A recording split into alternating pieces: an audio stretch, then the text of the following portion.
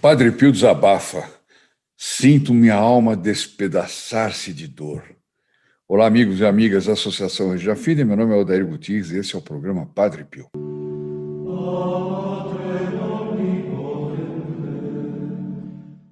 Hoje, dia 1º de dezembro, estamos...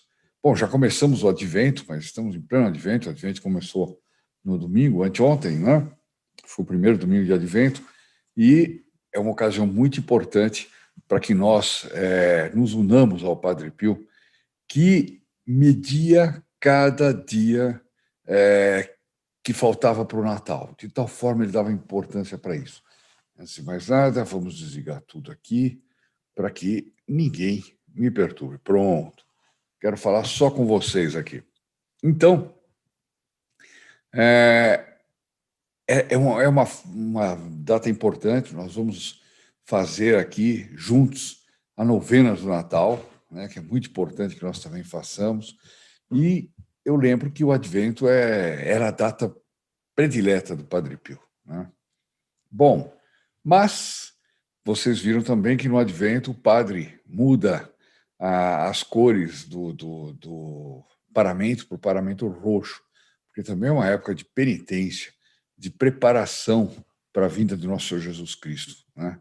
E é uma coisa que nós devemos levar em consideração durante esse tempo. Não é só um tempo de alegria, felicidade, compras, vai ao shopping, não sei mais o quê, mas é, sobretudo, um período de oração e de agradecimento, né, por Deus Nosso Senhor nos mandar o próprio Filho dele para nos libertar dos grilhões do inferno, né, e abrir os céus para que nós pudéssemos salvar nossa alma. E o Padre Pio, com certeza, era assim que ele via as coisas. Bom, não esqueçam de pedir a foto do Padre Pio. Se vocês pedirem logo, ela chega antes do Natal. Então, vejam aí o número, telefone. Ouvi dizer que logo cedinho é fácil. Ouvi dizer também que na hora do almoço é fácil. Agora que eu estou dizendo isso aqui, não sei se vai ser, mas, em todo caso, telefone para o nossa central. Central. Quando eu falo central, dá a impressão que é um monte de gente. Eu gostaria que aqueles que moram em São Paulo visitassem a sede da Regina Fide, e vocês vão ficar impressionados com o que se pode fazer com tão pouca gente, né? Mas, enfim, eu até o final do ano vou dizer para vocês, vou dar um balanço geral de tudo que nós fizemos, eu e vocês, ou melhor, vocês e eu, os filhos protegidos, e nós da Regina Fide fizemos ao longo de 2020, em matéria de apostolado. São números espantosos, milagrosos, eu diria milagrosos, porque é o Padre Pio que está nos dando tudo isso aí.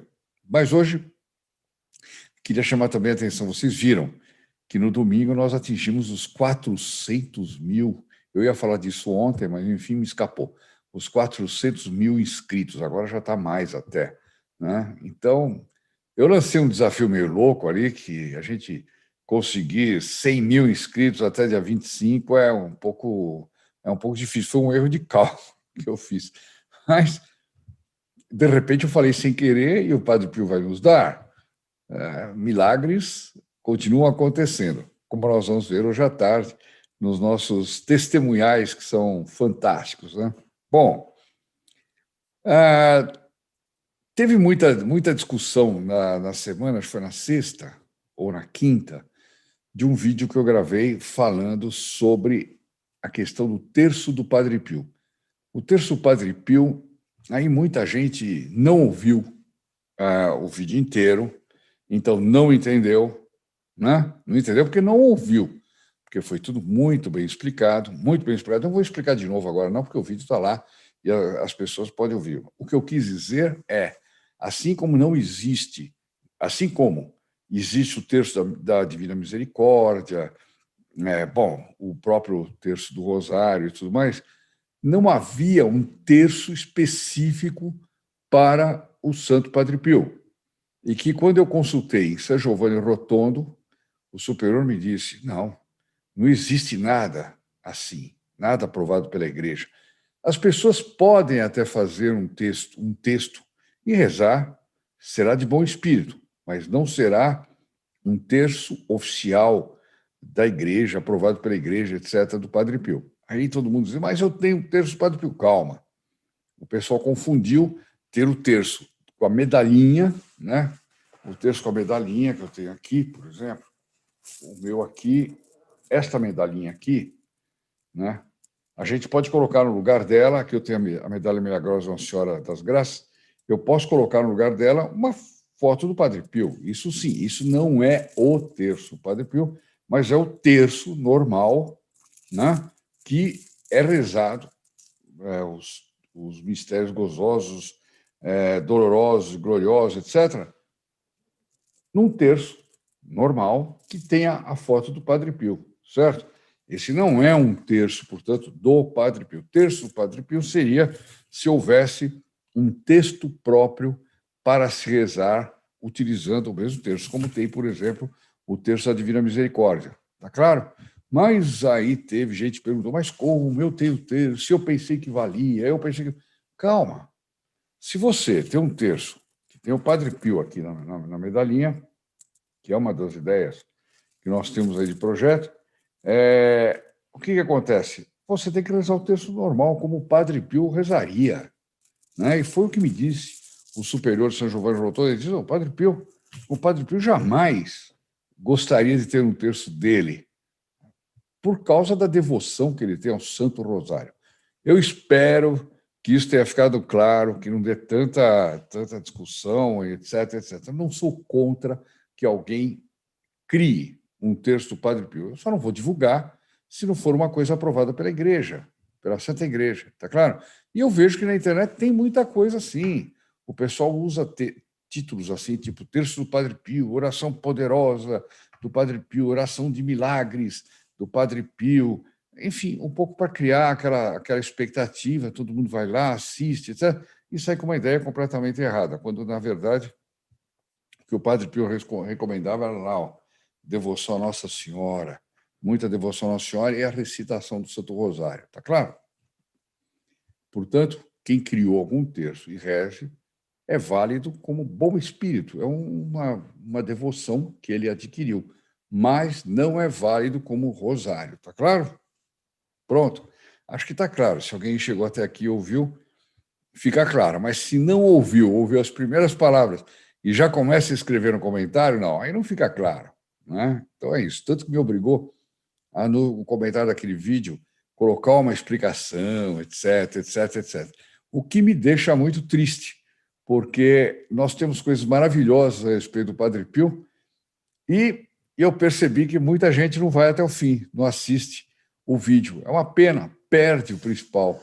A gente não deve ver o Padre Pio como uma espécie de superstição, como uma espécie de, como chama, um amuleto.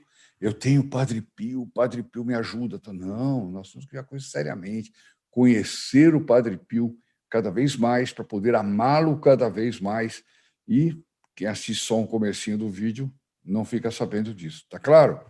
E essa esclarecimento e esse lamento feito aqui para vocês muito de forma muito familiar, que é como eu me sinto falando com vocês, fica aqui registrado. Eu vou ler um desabafo que o Padre Pio fez numa carta que ele mandou para o diretor espiritual dele, o Padre Benedetto, no dia 16 de julho de 1917. Né? Portanto, olha só, é o ano da Revolução Russa, o ano das aparições de Fátima, dia 16 de julho. Aliás, espera aí, teve uma das aparições de Fátima que se deu fora do dia 13. De repente foi nesse dia, agora não me lembro exatamente, por causa que as crianças foram presas e tal. Bom, mas vamos ao nosso Padre Pio, querido Padre Pio. Então, ele escreve para o diretor espiritual. E aqui a gente vê a alma se abrindo toda, porque a obrigação dele era essa, era abrir a alma para o diretor espiritual, não era esconder nada do diretor espiritual. Quem esconde do diretor espiritual não tem naquela pessoa o diretor espiritual, aquele que dirige a sua alma. Ele tem alguém que ele vai lá, se abre, reclama da vida. Não, a pessoa tem que pedir orientação. É cada vez mais difícil conseguir isso, eu sei, mas é como deve ser a relação com o diretor espiritual. Então ele escreve: Meu caríssimo pai, Que Jesus seja sempre a vida do seu coração, amparando-o em qualquer prova, transformando-o em si mesmo. Essas aberturas de cartas do Padre Pio são lindas, eu sempre comento, já estou ficando até repetitivo, mas dá para vocês todos sentirem, né? Qual era estavelmente a clave em que o Padre Pio se colocava. Quando ele abrir uma carta qualquer, vou começar a primeira, espero que esta o encontre bem, gozando de plena felicidade, saúde, não. Que Jesus seja sempre a vida do seu coração, amparando-o em qualquer prova, transformando-o em si mesmo. Deseja saber distintamente como estão as coisas no meu espírito, mas como dizer o que sinto? Acredita em mim que é justamente isso o que constitui o máximo do meu martírio interno. Os santos, os verdadeiros santos, têm um sofrimento, é muito difícil que Deus não mande sofrimentos internos, sofrimentos de alma, sofrimentos da noite escura da alma, como falava São João da Cruz, Santa Teresa, etc. É muito difícil, é muito difícil. E são provações tremendas, porque provação no corpo, eu quebrei um braço, eu estou com alguma doença, não sei o que lá, não tem nada a ver com a provação de alma, que é muito mais forte, porque a alma é muito superior ao corpo, é óbvio. Né? Ele diz vivo em uma noite contínua, as trevas são fortíssimas. Aspiro a luz, a qual nunca não vem, nunca. Ele diz, a qual nunca não vem, nunca. E se, às vezes, se vê algum tênue raio, o que é muito raro acontecer, é ele que reacende no espírito os desejos mais desesperados de rever o sol resplandecer. Imagine o que significa isso para uma alma. Nós não temos ideia. Nós temos sofrimentos que a gente considera difícil. Alguém falou mal de mim, alguém foi ingrato, eu estou aflito porque tal coisa está acontecendo. Isso tudo aí não tem nada a ver com essa profundidade de sofrimento que nós estamos vendo aqui. Continua a carta. E esses desejos são tão fortes e violentos que muitas vezes me extenuam e me fazem sofrer de amor por Deus e me vejo a ponto de desmaiar. Quer dizer, nada diminuía o amor de Deus. Mesmo na escuridão, mesmo nas trevas da alma, ele não perdia o amor de Deus. Deus fazendo tudo isso com ele, para fazê-lo mais santo. Né?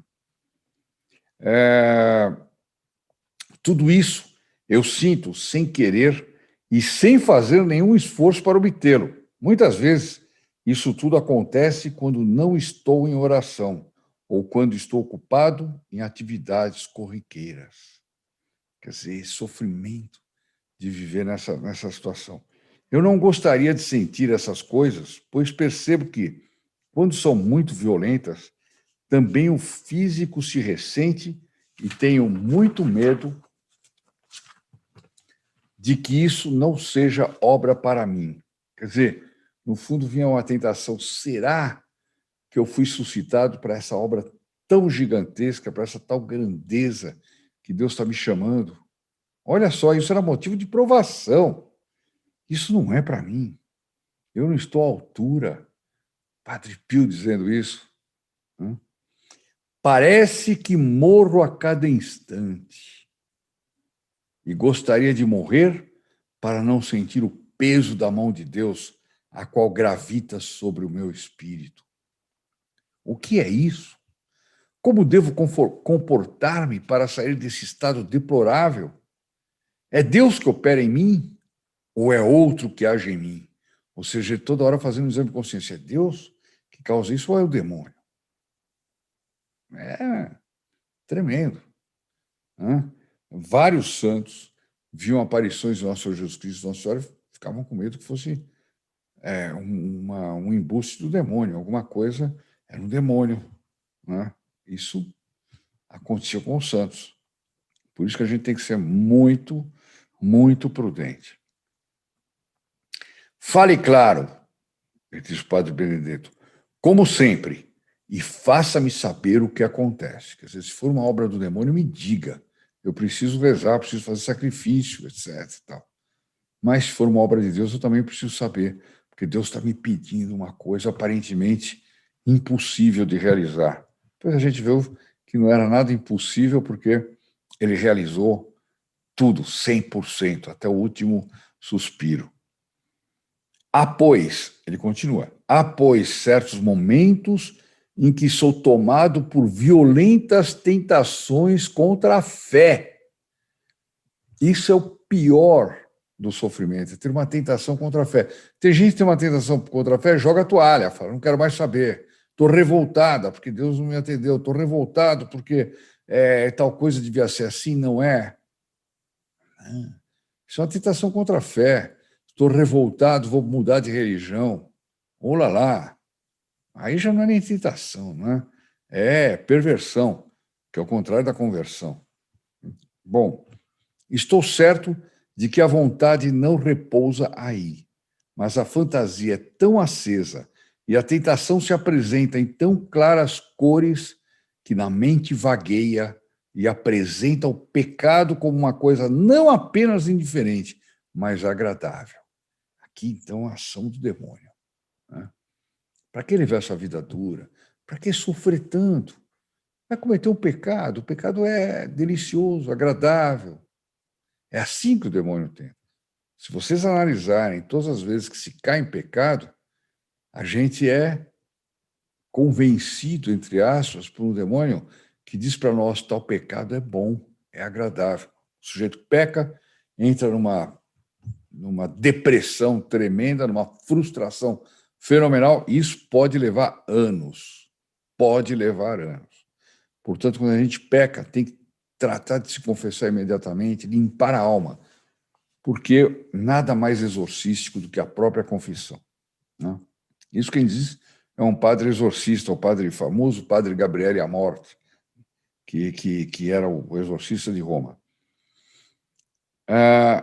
Aqui ainda se escondem todos os pensamentos de desconforto, de desconfiança, de desespero e até mesmo, não se horrorize, pai, por caridade, pensamentos blasfemos. Olha, a pessoa nessa situação corre o risco de se revoltar contra Deus, blasfemar contra Deus. Tremendo. Todo mundo já passou por alguma situação dessa, pelo menos parecida. Né? Todo mundo que diz, Deus não me ouve, etc. É dessa família de tentações. Eu me espanto diante de tanta luta, tremo e me violento sempre. Estou certo de que, por graça de Deus, não caio.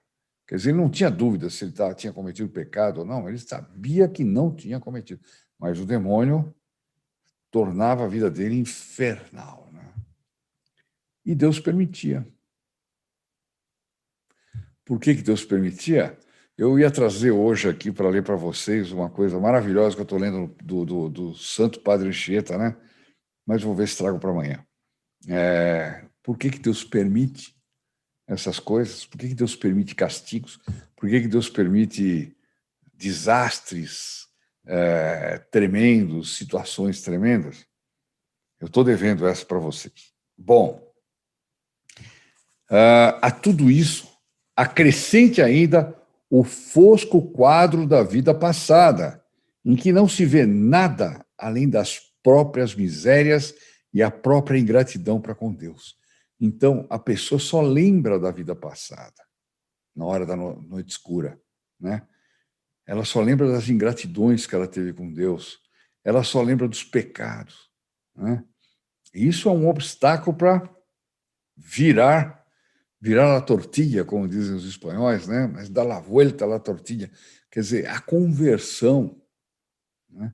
A pessoa ficar O demônio toda hora fala, você está se convertendo, mas você já foi isso, já foi aquilo, você já fez isso, já fez aquilo, você é um grande pecador, você já pecou demais, imagina quanta gente você levou para o pecado, etc.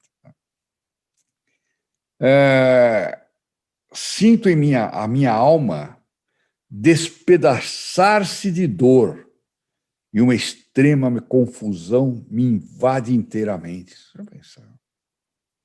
Sinto-me, por isso, posto sob uma dura prensa, como se todos os ossos fossem esmagados e se separassem um dos outros. Olha a imagem que ele dá para a gente imaginar corporalmente o que se passa com a alma dele, né? Uma prensa esmagando os ossos, quebrando os ossos todos. Né? A essa tão dura obra, sinto não só na parte mais recôndita do meu espírito, mas também no corpo. E mesmo aqui, sou tomado pelo forte temor de que talvez não seja Deus o autor desse estranho fenômeno. Quer dizer, será que não é o demônio que quer me matar? Porque eu sinto no meu corpo esses efeitos. Né? Pois, se fosse ele, Deus, como explicaria a perturbação física? Ignoro se isso é possível. Quer dizer, ele tinha uma ideia, não sei o que o diretor espiritual dele respondeu, mas ele tinha uma ideia de que a perturbação física não faria parte das provações.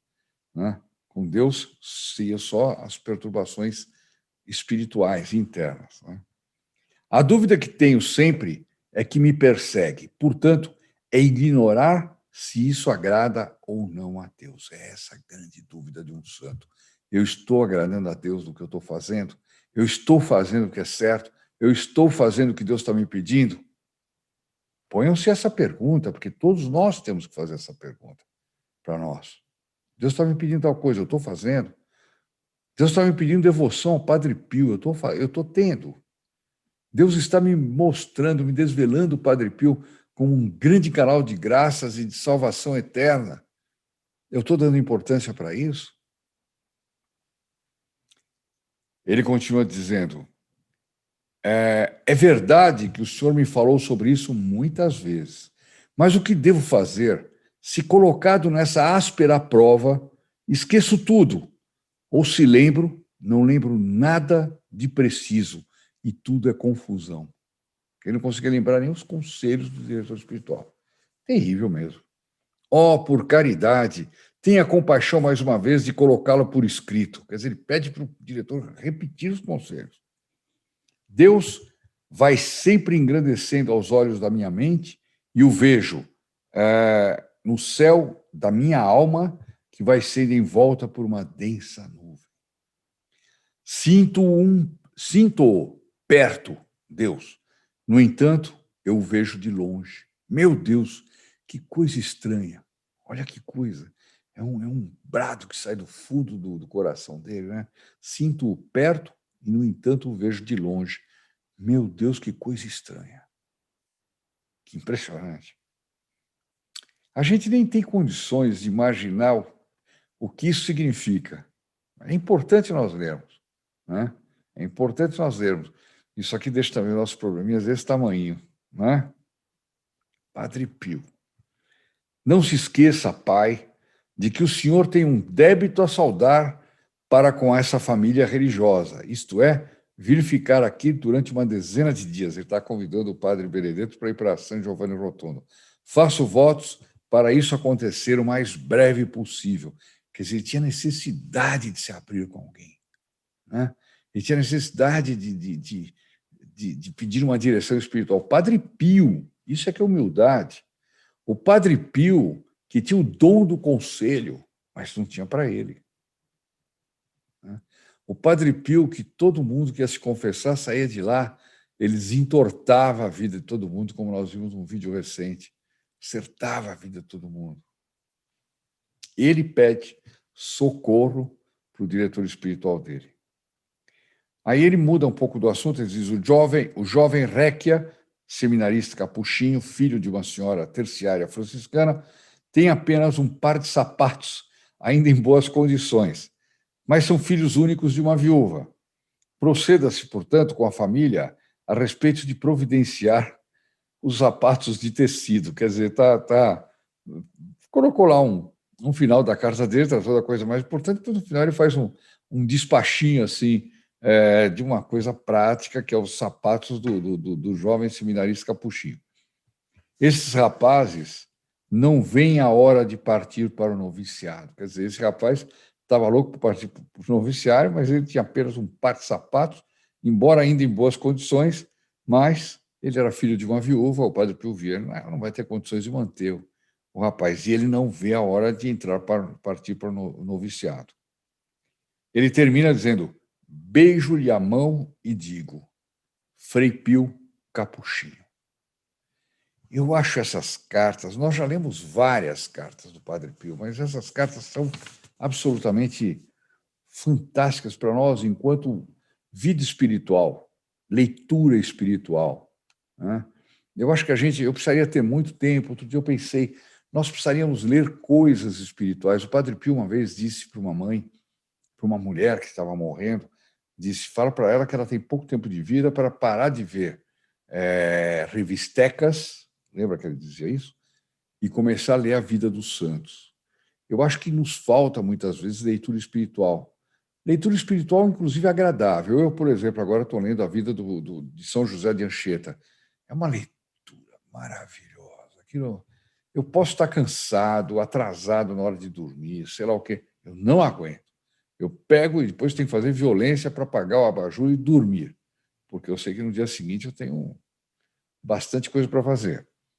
Mas é uma leitura espiritual, ao mesmo tempo agradável. A gente deve saber escolher as leituras espirituais. Não vamos começar com coisas complexas, né? Eu vou ler Teologia Moral do Tanqueray. Tá bom. Se você se sente em condições de ler, ótimo, né?